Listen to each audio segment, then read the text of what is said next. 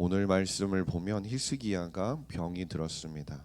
그런데 그의 상태는 단순히 병이 들어서 아픈 정도가 아니었습니다. 병이 든 그 상태에서 벗어날 방도가 없는 심각한 상황이었고, 이는 죽음까지도 염려해야 할 정도였습니다. 게다가 하나님의 선지자는 왕을 찾아와서 더 확정적인 이야기까지 전하는데요. 1절 말씀을 보면 그때 히스기야가 병들어 죽게 되매 아모스의 아들 선지자 이사야가 그에게 나와서 그에게 이르되 여호와의 말씀이 너는 집을 정리하라 내가 죽고 살지 못하리라 하셨나이다라고 말씀하고 있습니다. 이것은 이제 왕이 죽을 것이니 집을 정리하라고 선지자가 이야기하는 겁니다. 이것은 히스기야가 죽은 후에 왕위를 두고 서로 싸우는 일이 벌어지지 않도록 죽기 전에 왕의 권한으로 후계자까지 정해 놓으라는 겁니다. 지금 후계자까지 정해 놓으라라는 말은 결국은 너가 반드시 죽게 된다는 선포와 마찬가지였습니다. 지금 히스기야는 왕이 된 지 14년째였고 나이가 39세쯤 되었습니다. 가장 큰 적이었던 아수르 왕 사네립이 죽은 상태였고, 어쩌면 이제 히스기야에게 있어서는 그의 삶에서 가장 큰 전성기를 구가할 수 있는 때가 바로 지금이었습니다. 그런데 이때 하나님께서 그가 죽을 것을 선언하고 계신 겁니다. 히스기야가 어떤 왕이었습니까? 그는 분열왕국 이후에서 가장 탁월한 왕으로 평가받는 왕이었습니다. 열왕기하 18장 5절 말씀을 보면 히스기야가 이스라엘 하나님 여호와를 의지하였는데 그의 전후 유다 여러 왕 중에 그러한 자가 없었으니라고 말씀합니다. 그가 이처럼 탁월한 평가를 받을 수 있었던 이유는 그가 행했던 종교개혁 덕분이었습니다. 그는 산당을 제거했고 바알신을 비롯해서 이방신들과 관계되는 모든 것을 정리했습니다. 주상을 무너뜨리고 당시 신성한 기둥이라고 불렸던 아세라를 찍어버렸습니다. 성전을 정화하고 그가 다음으로 한 것은 예배를 재정비하는 작업이었습니다. 자신의 아버지 아하스 왕이 닫았던 성전문을 다시 열고 성전을 청소하고 성전문을 수리하고 그곳 가운데서 아버지가 더럽혀 놓은 성전을 깨끗게 한 후에 온 이스라엘을 초대해서 예루살렘에서 유월절을 가장 성대하게 지킨 사람이 히스기야였습니다. 그리고 이처럼 성대하게 유월절을 지킨 후에 이 백성들은 자신들이 사는 지역으로 돌아가서 자신들이 보았던 대로 히스기야 왕이 보여주었던 대로 지방 산당들과 이방 산당들을 제거하며 하나님께 온전히 제사를 드리고 하나님을 찬송하며 하나님을 섬기는 일에 정말 최선을 다했던 사람이 히스기야라고 볼 수 있는 겁니다. 그런데 지금 그가 무슨 소식을 받게 됩니까? 선지자를 통해 들은 말은 자신이 죽게 될 것이라는 소리입니다. 자신이 이토록 열심히 하나님을 위해 섬겼는데, 하나님을 위해 섬기며 14년의 세월을 살았는데 이제 죽을 것이라는 소리를 듣고 나면 아무리 히스기야라고 할지라도 서운해지지 않겠습니까? 그런데 우리의 삶에도 우리는 이런 경우들을 마주하게 되는 것 같습니다. 하나님을 위해 열심히 봉사하고 주일에 여러 가지 모양으로 여러 가지 장소에서 우리는 열심히 하나님을 위해 섬김을 다합니다. 예배를 열심히 드립니다. 세상에서도 하나님의 자녀로서 하나님의 자녀의 모습을 드러내기 위해서 최선을 다하고 살아가는 것이 우리의 모습입니다. 하나님과 이처럼 동행하기만 하면 우리의 삶 가운데 하나님께서 탄탄대로를 약속하실 것 같은 것입니다. 그런데 그때 우리의 삶의 위기가 찾아오게 된다는 것이죠. 그렇게 되면 우리 가운데 답답함이 몰려오게 됩니다. 육체의 질병으로 인해서, 마음의 병으로 인해서, 혹은 가족이나 가까운 사람들의 어려움과 아픔으로 인해서 우리의 삶이 정말 평탄할 것만 같던 우리의 삶이 송두리째 흔들리는 상황을 우리는 마주할 때가 있다라는 것이죠. 그럴 때 우리에게 가장 먼저 드는 마음이 무엇입니까? 하나님을 향한 서운함 아닌가요? 왜 하나님께서 나에게 이러시나? 왜 하나님께서 열심을 다해 살아가는 우리의 삶 가운데 이런 고난과 아픔을 주시는지 하나님께 어쩌면 억울한 마음까지도 들지 않으십니까? 히스기야도 분명 우리와 같은 마음을 느꼈을 겁니다. 서운했을 겁니다. 자신이 정말 열심히 살았다고 자부하는데 하나님을 향해서 원망이 되기도 했을 겁니다. 하나님께서 왜 나에게 이러시지라고 의아하게 생각이 되기도 했을 거라는 거죠. 그런데 히스기야가 오늘 보인 모습은 무엇입니까? 그는 그 즉시 하나님께 나아갔다는 겁니다. 2절 말씀을 보면 이렇게 말씀하는데요. 히스기야가 낯을 벽으로 향하고 여호와께 기도하여 이르되라고 말씀합니다. 여기서 히스기야가 얼굴을 낯을 벽으로 향하였다라는 것은 히스기야의 두 가지의 마음이 담겨 있습니다. 그것은 첫째, 그가 선지자의 말, 네가 반드시 죽을 것이고 너의 집을 정리하라는 말을 듣자마자 그가 가장 먼저 한 행동은 하나님을 향한 원망과 하나님을 향한 불평이 아니라 하나님을 향하여 낯을 향하고 하나님께 기도했다라는 것이죠. 그리고 두 번째는 무엇입니까? 얼굴을 벽으로 향했다라는 것은 세상의 모든 것을 뒤로하고 세상의 어떠한 방법도 타협하지 않고 어떤 방법을 생각하지 않고 다른 어떤 것도 바라보지 않고 의지하지 않고 오직 자신의 마음과 자신의 눈을 누구에게로 향했다는 겁니까?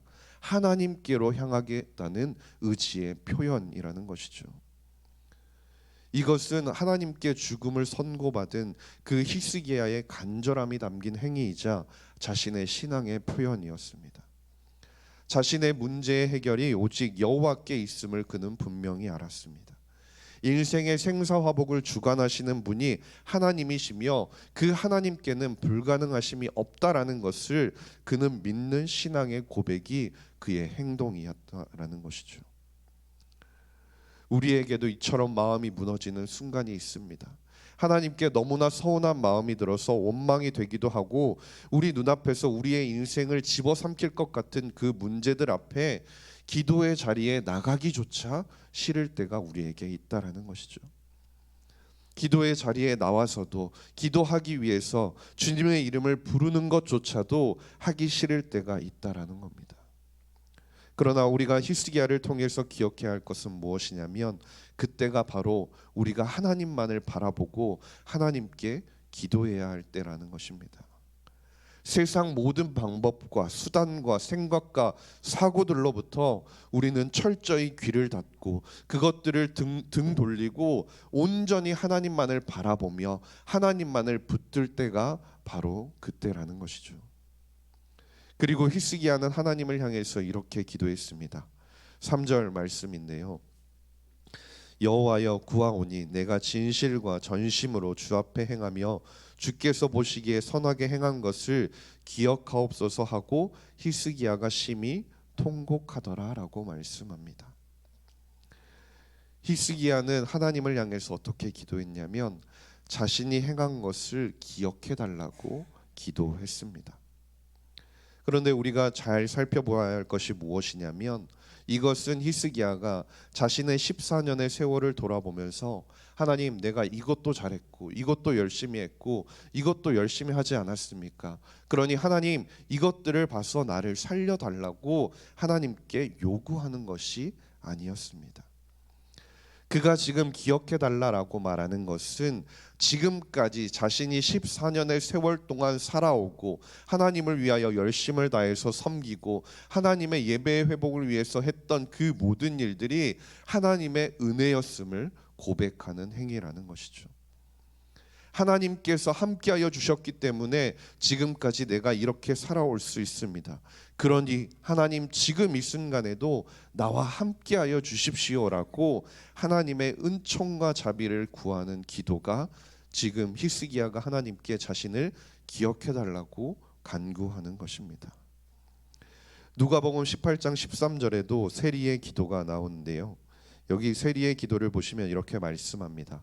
세리는 멀리 서서 감히 눈을 들어 하늘을 쳐다보지도 못하고 다만 가슴을 치며 이르되 하나님이여 불쌍히 여기소서 나는 죄인이로소이다 하였느니라 라고 말씀합니다. 세리는 자신이 죄인이어서 하나님이 계신 하늘도 쳐다보지 못하지만 자신을 불쌍히 여겨달라고 기도했습니다. 하나님께는 우리가 기도하는 모든 것을 반드시 들어주어야 할 의무가 있으신 분이 아니라는 것을 우리는 기억해야 합니다.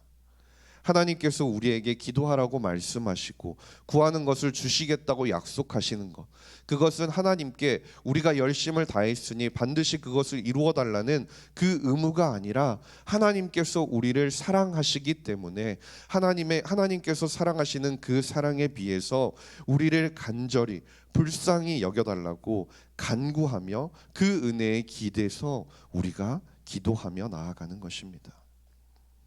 하나님께서 히스기야의 기도에 응답하실 때 그 응답하신 이유가 무엇이었습니까? 5절 말씀 우리 함께 읽도록 하겠습니다. 5절 말씀입니다. 시작.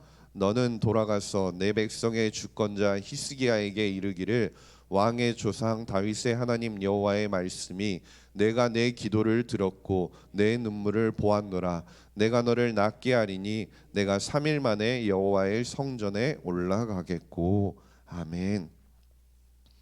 하나님께서 히스기야의 기억해달라는 기도를 들으시고 그 기도에 응답하여 주셨습니다. 그런데 5절 말씀에 보면 하나님께서 그 기도에 응답하여 주신 이유가 무엇입니까? 내가 내 기도를 들었고 내 눈물을 보았다고 말씀합니다. 즉 하나님께서는 히스기야가 지금까지 그 14년의 세월 동안 잘한 것들로 인해서 그를 고쳐주신 것이 아니었습니다. 그의 기도를 듣고 그의 눈물을 보시고 고쳐주었다는 것이죠. 그가 지금까지 행한 업적들이 중요한 것이 아니라 결국 하나님께서 그를 고쳐주신 것은 하나님의 긍휼하심과 하나님의 은혜였다라는 겁니다. 바울이 나의 나 된 것은 하나님의 은혜로 된 것이다라고 했던 그 고백이 우리가 히스기야처럼 하나님 앞에 나아갈 때 우리의 기도가 될 수 있기를 간절히 소망합니다. 우리가 이러한 믿음의 자세를 가지고 겸손하게 겸허하게 내가 하나님께 은혜를 간구할 수 있는 것이 단 아무것도 없지만 하나님의 그 긍휼하심을 바라고 하나님의 은혜를 바라며 간구하며 나아갈 때 하나님께서는 기뻐하시며 우리에게 더욱 풍성한 은혜를 더하여 주실 것입니다. 주 안에서 사랑하는 성도님 여러분, 삶의 문제와 고통 속에 아무것도 할 수 없는 순간이 찾아온다면 우리는 더욱 하나님만을 바라볼 때임을 우리가 기억할 수 있기를 바랍니다. 우리를 사랑하시는 하나님께 그 은혜와 긍휼하심을 구하며 불쌍히 여겨달라고, 우리를 간절히 불쌍히 여겨달라고 간구하며 나아갈 수 있기를 간절히 소망합니다.